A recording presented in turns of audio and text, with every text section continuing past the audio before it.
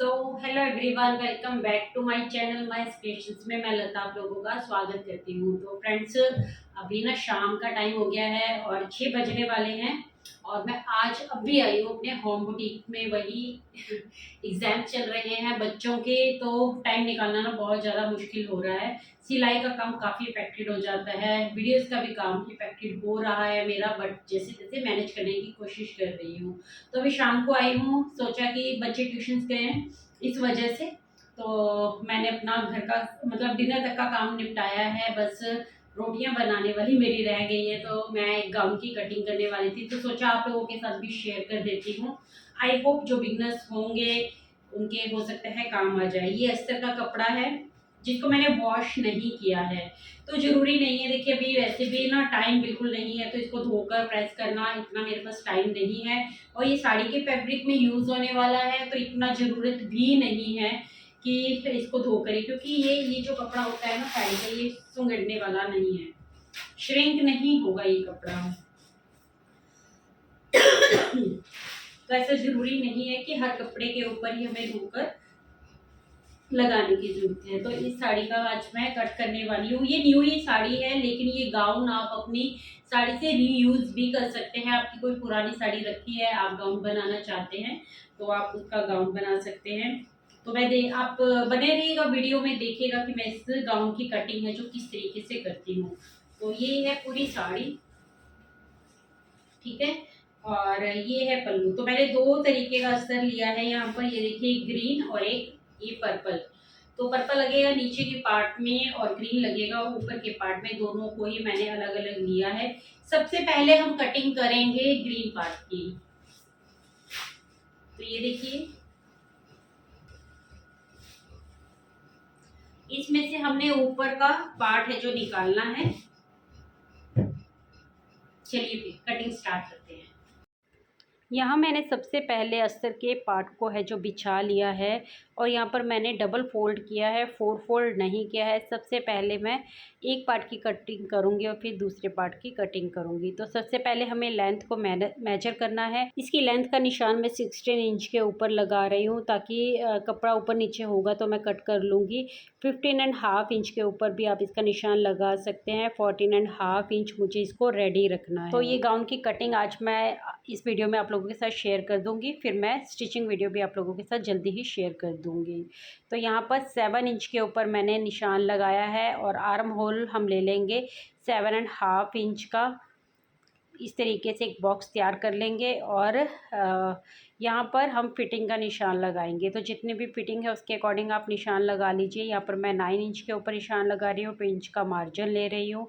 तो 2 इंच का मार्जिन आप ज़रूर से लें, और हैवी साइज़ का बना रहे हैं ना तो 2.5 इंच तक का भी मार्जिन आप ले सकते हैं। इससे हमारा कपड़ा सेफ रहता है, हमें डर नहीं लगता। जिनको भी नई नई सिलाई स्टार्ट की है और दूसरों के कपड़े स्टिच करने में डर लगता है ना, तो सबसे अच्छा रहता है कि आप मार्जिन ज़्यादा लेकर चलें। यहाँ पर 1 इंच तक आप ऊपर की तरफ है जो गुलाई दें। ये गुलाई बहुत ज़्यादा ज़रूरी है अगर आप परफेक्ट गाउन बनाना चाहते हैं, क्योंकि अगर ये गुलाई आपने नहीं की तो आपकी जो सिलाई है ना, जो ये बीच में हमारी सिलाई आती है दो पार्ट में, जो ये डिवाइड हो जाता है हमारा गाउन, तो ये नीचे की तरफ खिसकता रहता है, देखने में बिल्कुल भी अच्छा नहीं लगता, फिनिशिंग नहीं आती है।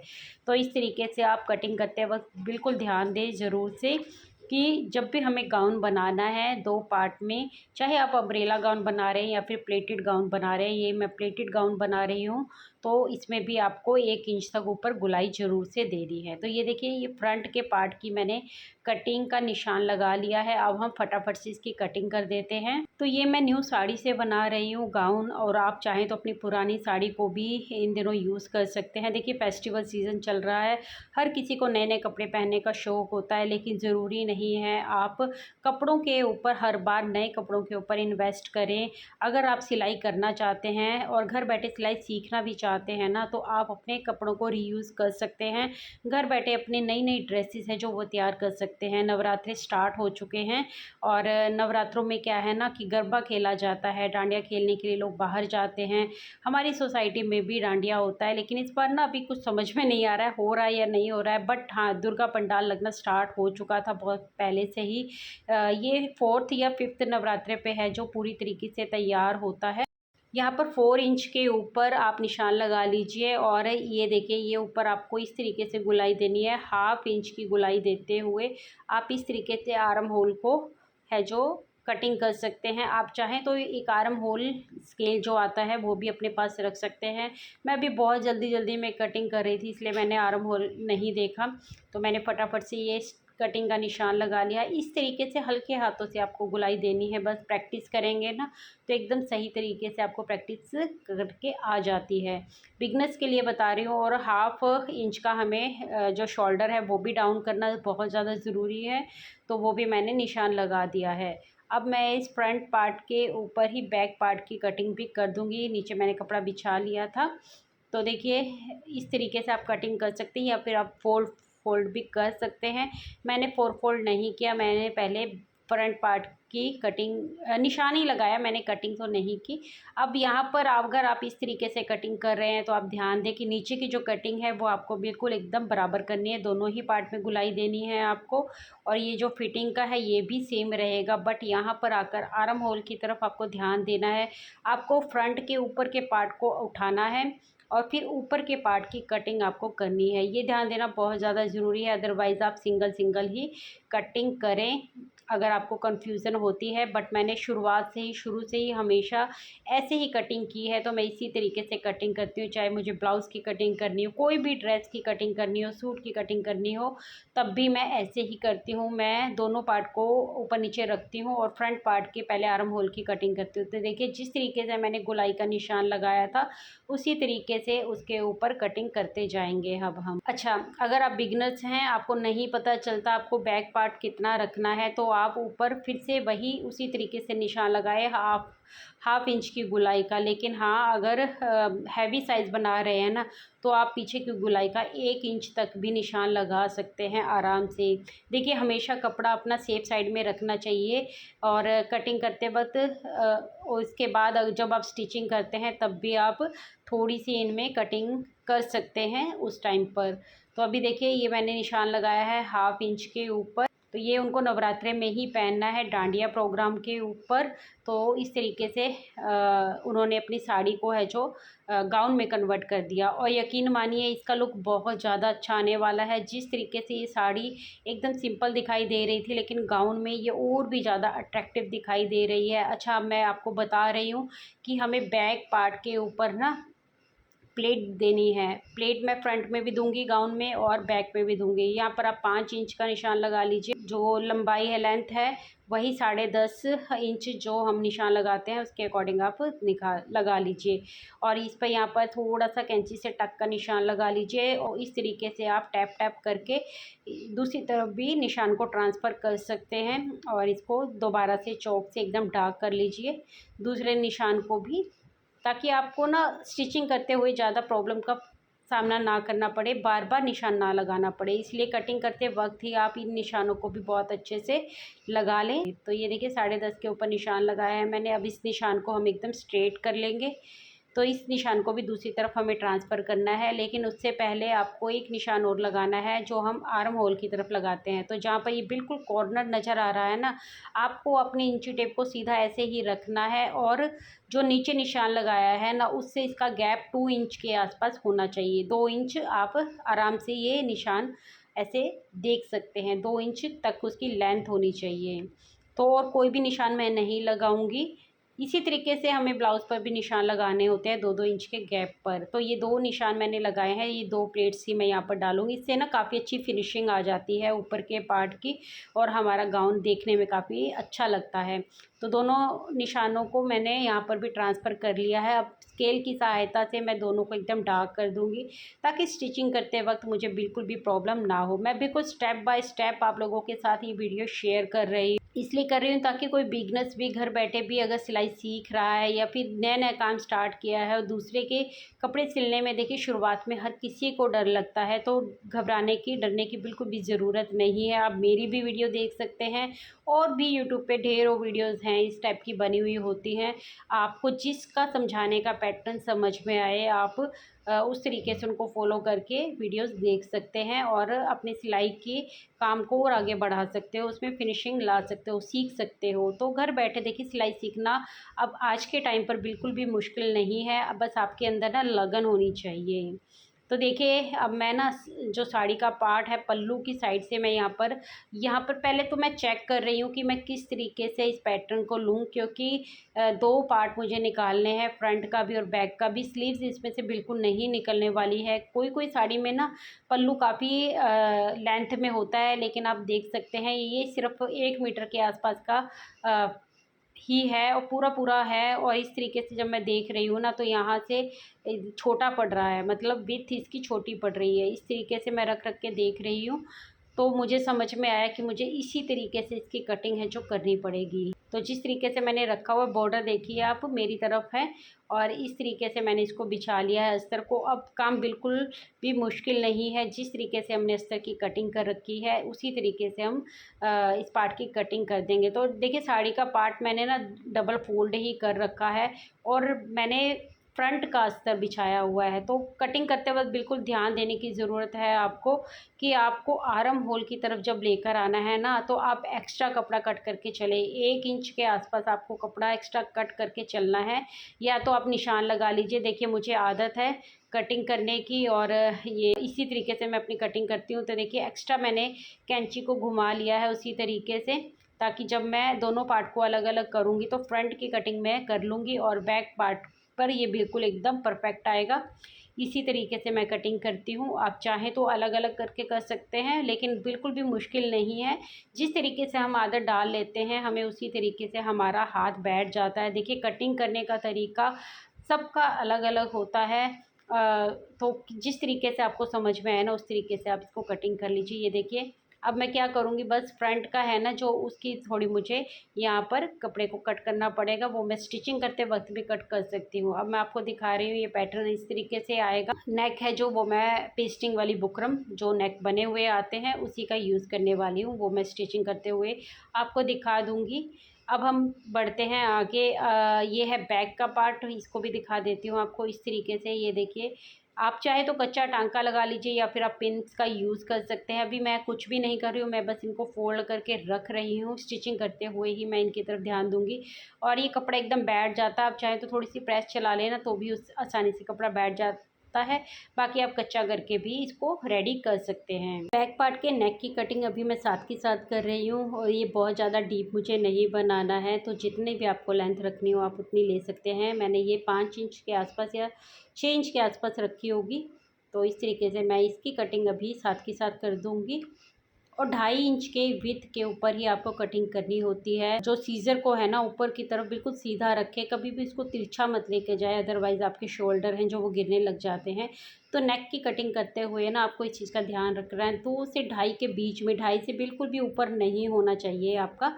तो यहाँ सबसे पहले तो मैं स्लीव्स निकालूंगी, क्योंकि स्लीव्स भी मुझे इसी के अंदर से निकालनी है। हमारे पल्लू के पार्ट पे कोई कपड़ा नहीं बचा जिसमें से हम स्लीव्स निकाल सकें, तो स्लीव्स को मैं इसी में से निकालूंगी। तो सबसे पहले मैंने स्ट्रेट कर लिया है कपड़े को और निशान लगा लिया है, और इस तरीके से कपड़े को मैंने फ़ोल्ड कर लिया, 4 फ़ोल्ड कर लिया है।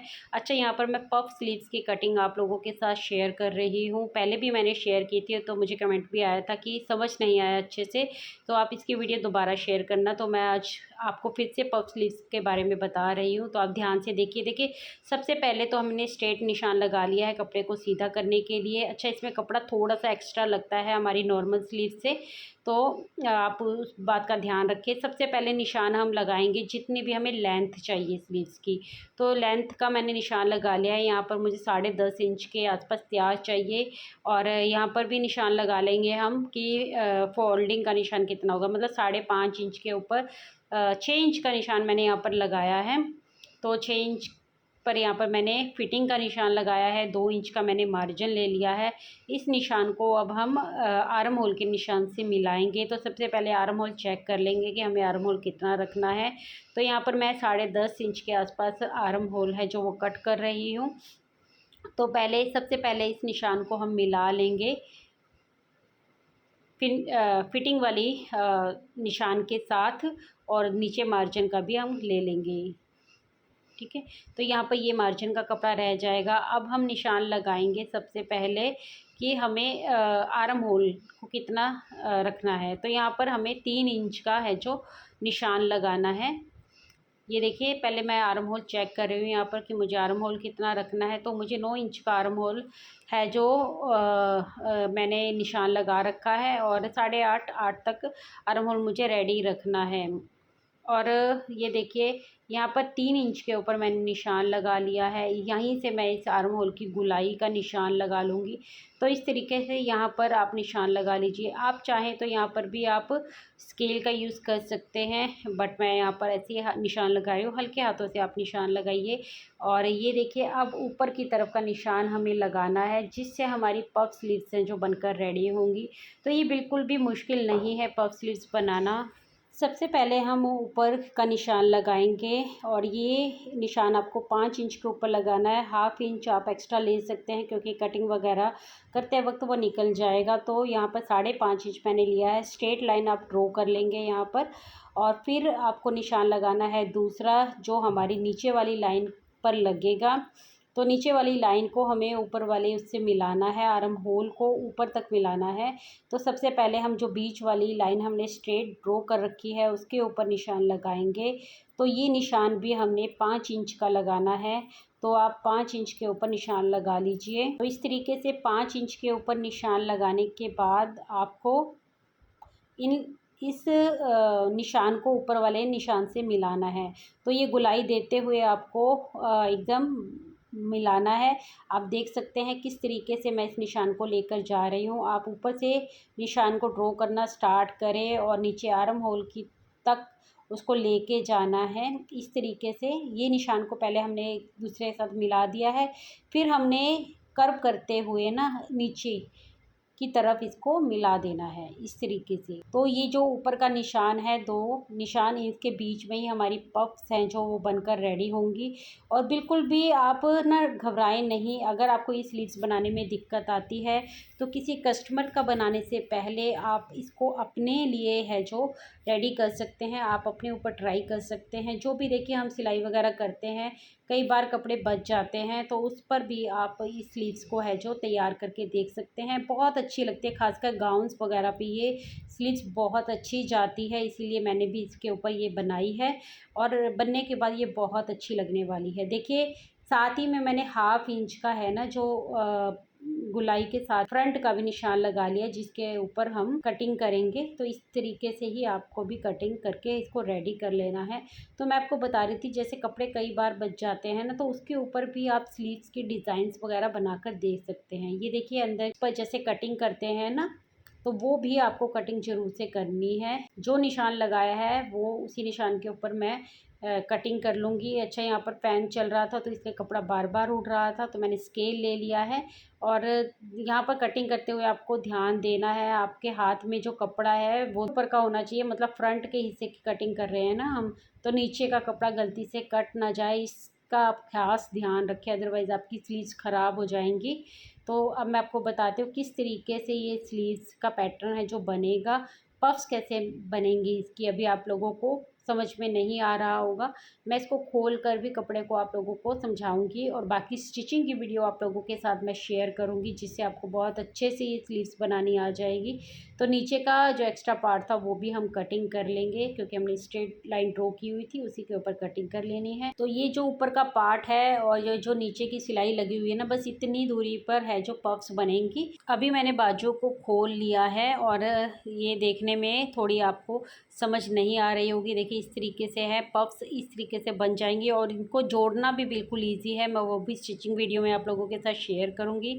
तो इस तरीके से आप बस अस्तर के ऊपर रख कर भी स्लीव्स को है जो कटिंग कर ले। जैसे हमने कटिंग की है आपको वैसे ही कटिंग करनी है। कोई भी कपड़ा आपको एक्स्ट्रा लेने की ज़रूरत नहीं है अब, अदरवाइज़ आपकी स्लीव्स ख़राब हो जाएंगी, आपको समझ में नहीं आएगा फिर। बस अस्तर के पार्ट के ऊपर रख कर भी आप इस तरीके से है जो कटिंग कर लीजिए स्लीव्स की। अभी मैंने अस्तर के पार्ट को है जो फोल्ड कर लिया है। ये पूरा फैब्रिक मैंने 3 मीटर के आसपास लिया था। आप 2.5 मीटर तक लेंगे तब भी आपका काम चल जाएगा। बट मैंने 3 मीटर लिया था, जिसके अंदर से मैंने स्लीव्स का भी कटिंग की है, क्योंकि पफ स्लीव्स थी तो उसमें भी थोड़ा कपड़ा एक्स्ट्रा जाता है।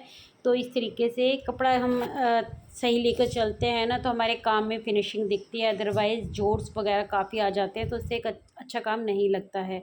तो ये देखिए, जहाँ से मैंने स्लीव्स काटी थी वहाँ से पहले मैं इसको देख लूँगी और स्ट्रेट कर लेंगे कपड़े को हम, क्योंकि ये कपड़ा अभी अनइवन हो गया है। पहले स्ट्रेट लाइन ड्रॉ कर लूँगी। अस्तर को मैंने एक बार साइड में रख दिया है, क्योंकि मैंने अभी तक साड़ी से मेज़र नहीं किया था कि लेंथ कितनी लेनी है। जितनी हमने साड़ी की लेंथ रखनी है नीचे से मतलब गाउन की, तो उतना ही हम उससे 2 इंच ऊपर कम मतलब अस्तर को है जो कट करेंगे। तो बस उसको फ़ोल्ड कर लिया, उसको बस कट ही करना है, उसमें और कुछ भी नहीं करना है। बाकी तो सब स्टिचिंग करते वक्त ही होगा। और नीचे से बॉर्डर आपको ज़रूर से इक्वल कर लेने हैं, अदरवाइज़ ऊपर नीचे हो जाएगा। तो नीचे से बॉर्डर एक साथ करना बहुत ज़्यादा ज़रूरी है कटिंग करते वक्त। और जितनी आपको गाउन की लेंथ रखनी है ना, उतनी लेंथ के ऊपर आप निशान लगाइए। बस एक्स्ट्रा आपको 1/2 इंच लेना है जो सिलाई में जाएगा। तो ऊपर के पार्ट को काउंट नहीं कर रही हूँ मैं यहाँ पर, उसकी हमने कटिंग 15.5 इंच पर की थी। और नीचे ये मुझे 40 इंच है जो रेडी रखना है, तो 14.5 इंच के ऊपर मैं निशान लगाऊंगी। 1/2 इंच ऊपर सिलाई पर फोल्ड हो जाएगा, लेकिन नीचे बॉर्डर की तरफ से कुछ भी फोल्ड नहीं होने वाला। ये इस तरीके से मैं रखूँगी। इसके नीचे मैं जॉइंट ज़रूर से करूँगी कपड़ा, लेकिन हम फोल्ड नहीं करेंगे नीचे से। तो इस तरीके से आप दोनों तरफ निशान लगा लीजिए। ऊपर कैमरा मेरा थोड़ा नीचे रह गया, मैं अभी आप लोगों को दिखा दूँगी पास से निशान लगाकर।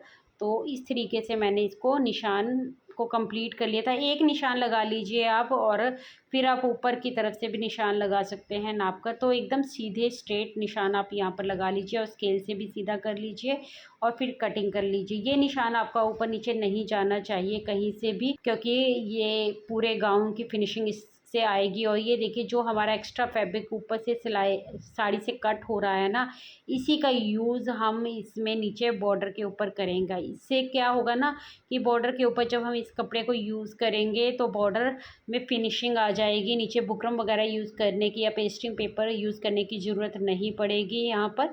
इसी से काम हमारा चल जाएगा। और ये सो फ्रेंड्स, ये वीडियो यहीं तक थी। आई होप मेरी आज की वीडियो आप लोगों को पसंद आई होगी। स्टिचिंग की वीडियो देखना बिल्कुल ना भूलें, जल्दी ही शेयर करूँगी आप लोगों के साथ। आज की वीडियो पसंद आई हो तो लाइक कर दीजिएगा, कमेंट कर दीजिएगा।